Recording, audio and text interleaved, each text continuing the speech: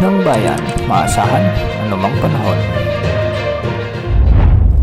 Magandang araw po sa ating lahat. Narito ng pinakahuling update sa magiging lagay ng ating panahon sa araw na ito at sa mga susunod na araw. Sa kasalukuyan ay wala tayong minomonitor na LPA o bagyo sa loob at labas ng ating area of responsibility at iba't ibang weather systems ngayon ang nakakaapekto sa ating bansa. Una rito ang Intertropical Convergence Zone kung saan apektado nito ngayon at nagdadala ng maulap na kalangitan na may mga kalat-kalat na pagulan at thunderstorms sa Metro Manila, sa buong Visayas, sa buong Mindanao, sa may Calabarzon, Mimaropa at Bicol region.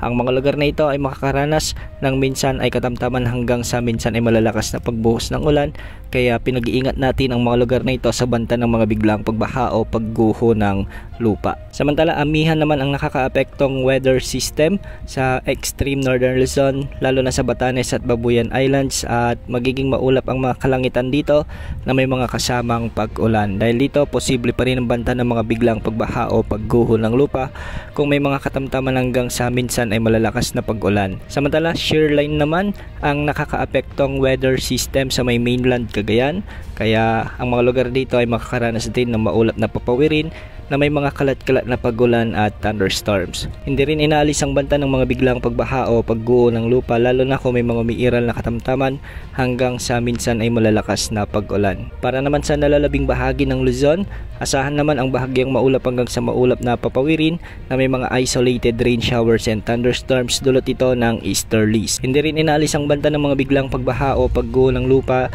lalo na kung may mga umiiral na severe thunderstorms. Para naman sa lagay ng mga pag-alon sa ating mga karagatan, ang mga baybayin sa may extreme northern Luzon ay magiging katamtaman hanggang sa maalon at posibleng umabot ito hanggang 4 na metro. Sa Palawan, Visayas at Mindanao, posible rin mga pag-alon hanggang 2.1 meters. Sa nalalabing baybayin ng Luzon, posible mga pag-alon hanggang 2.1 meters.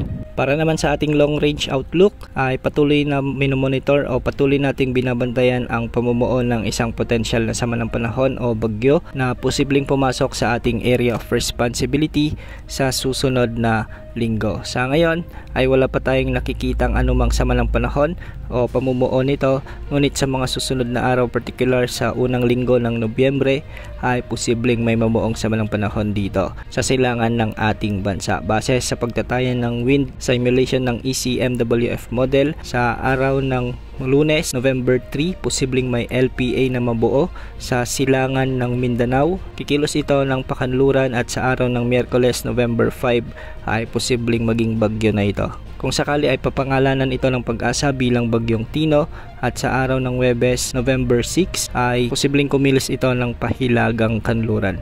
Kung sa mga naunang forecast na ipinakita ng ECMWF model ay maglalandfall ito sa bahagi ng Eastern Visayas at Bicol region, sa ngayon ay nag-iba na ang ipinapakita ng guidance model na ito.